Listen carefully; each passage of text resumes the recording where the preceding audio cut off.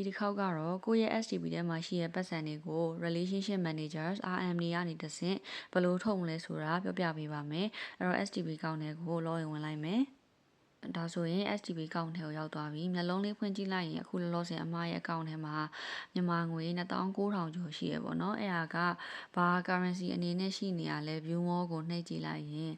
0 balance ကိုဖျောက်လိုက်ပေါ့နော်ထိုင်းဘတ်236ဘတ်ရှိရအဲ့တော့ဒီထဲမှာရှိနေတဲ့236ဘတ်ကိုထိုင်းဘတ်ထဲကိုပြန်ထုတ်မယ်ပေါ့နော်သူကတိုက်ရိုက်တော့ထုတ်လို့မရဘူးကြားထဲမှာ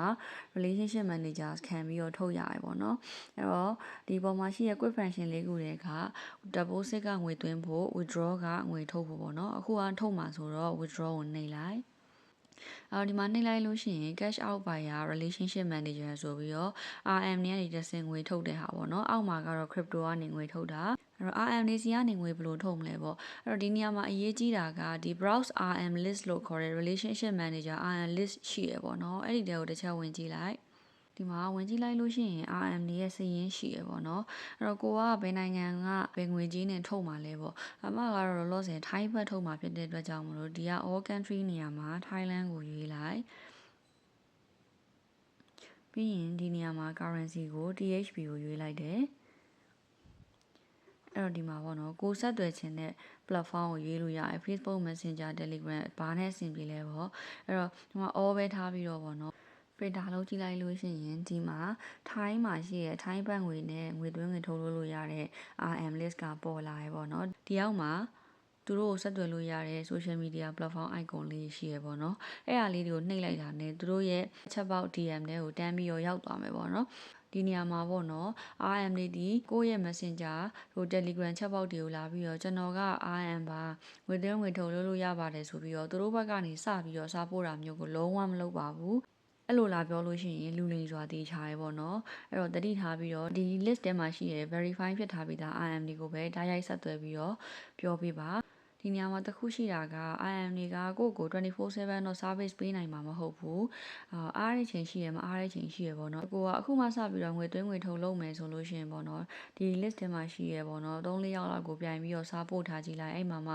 ကိုယ်အရင် reply ပြန်တဲ့လူပေါ့နော်သူနဲ့ငွေသွင်းငွေထုတ်လုပ်ကြည့်ပေါ့နောက်ပိုင်းကိုကဒီ SDB 3နေကြဖြစ်သွားပြီဆိုလို့ရှိရင်တော့ကိုထည့်ငွေထည့်နေကြ RM ဆိုတာမျိုးကိုမှရှိလာမှာပေါ့နော်အခုမှစပြီးတော့ထုတ်မှာဆိုရင်တော့ဒီထဲမှာပဲကိုအဆင်ပြေလောက်မယ်ထင်တဲ့ RM ကိုဆက်သွယ်ပြီးတော့အကူအညီတောင်းလို့ရပါတယ်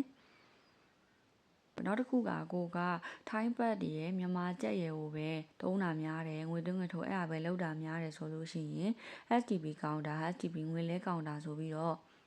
Facebook official page ရှိရပေါ့နော်အဲ့ဒီမှာသွားပြီးတော့လုပ်လို့လည်းရပါတယ်ဒီနေရာမှာ STB counter page အတူတွေလည်းအများကြီးလိုက်လုပ်တာတွေရှိတဲ့အတွက်ကြောင့်မလို့ကိုကအခုမှပထမဦးဆုံးငွေသွင်းငွေထုတ်လုပ်မယ်ဆိုရင် page asset လားအတူလားတေချာကြည့်ပေးပါ STB counter page asset ကလောလောဆယ် 7.7k follower ရှိရယ်တေချာစင်တယ်ဆိုလို့ရှိရင်ဒီဘက်ညာဘက်ကအဆက်430ထဲကိုဝင်လိုက်လို့ရှိရင် STB counter page link ပေါ့နော်facebook.com STB counter ဆိုတဲ့ user name ပေါ့နော်အဲ့ဒီဟာမျိုးပဲဖြစ်လိမ့်မယ်တခြား page အတူတွေကတော့နာမည်ကတော့ STB counter ဖြစ်နေပြီမဲ့ဒီနေရာကတော့လိုက်ပြီးတော့သူကတူပလို့မရဘူးပေါ့နော်ကိုအမှုမဲ့မှတ်မဲ့ဆိုလို့ရှိရင်ကြားထဲကအလင်ခံရလို့ရှိရင်ကိုပဲနစ်နာတာမလို့ page asset ဟုတ်မဟုတ်ကိုတေချာစစ်ပေးပါအခုကတော့အမကထိုင်းဘက်ပဲဆိုတော့လေ STB counter ကိုပဲအရင်ဆက်သွယ်ကြည့်မယ်ပေါ့နော် message တွေကိုဝင်ပြီးတော့ hi လိုက်ပေါ့နော်ဒါသူပထမဦးဆုံးတန်းဝင်လာတဲ့ page တဲ့ bot message ပေါ့နော်လူကိုယ်တိုင် reply ပြန်တဲ့ message ကိုတစ်ချက်ဆောင်ပြီးရင်ငွေထုတ်ချင်လို့ပါလို့ပြောပေါ့နော်ကိုရဲ့ STB တွေကထုတ်မှာဆိုတော့ဒီ RM ရဲ့ STB တွေကိုလွှဲပေးရမှာပေါ့နော်အဲ့တော့သူပို့လာတဲ့စကန်ရှိမယ်အဲ့ဒီစကန်ကို save လုပ်လိုက်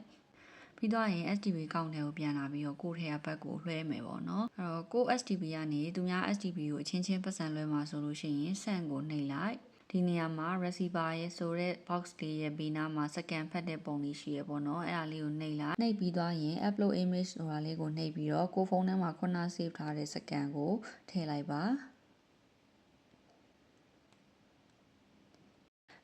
စကန်ဖတ်ပြီးတာနဲ့ RM ရဲ့ UID ကဒီမှာအစိမ်းရောင်အမှန်ချစ်လေးနဲ့တန်းပေါ်လာမယ်။အောက်မှာ user name တွေ့ရမယ်။ RM ရဲ့ STB account တိုင်းဒီကိုစကန်ဖတ်လိုက်တာနဲ့ verify RM ဆိုပြီးတော့အစိမ်းရောင်လူပုံလေးနဲ့အမြဲတမ်းပေါ်ပါလိမ့်မယ်။အဲ့ဒါမပေါ်နေဘူးဆိုလို့ရှိရင်တော့သူက RM မဟုတ်ဘဲနဲ့ကိုယ်လာလိမ့်နေတာပို့ဖြစ်နိုင်ပါတယ်။ အဲ့တော့ဒီနေရာမှာငွေလွှဲမဲ့အမောင့်ပေါ့နော်အမောင့်နေရာမှာကိုလွှဲမဲ့ currency ကိုပြန်ရွေးအမကထိုင်းဘတ်ကိုလွှဲမှာမို့လို့ထိုင်းဘတ်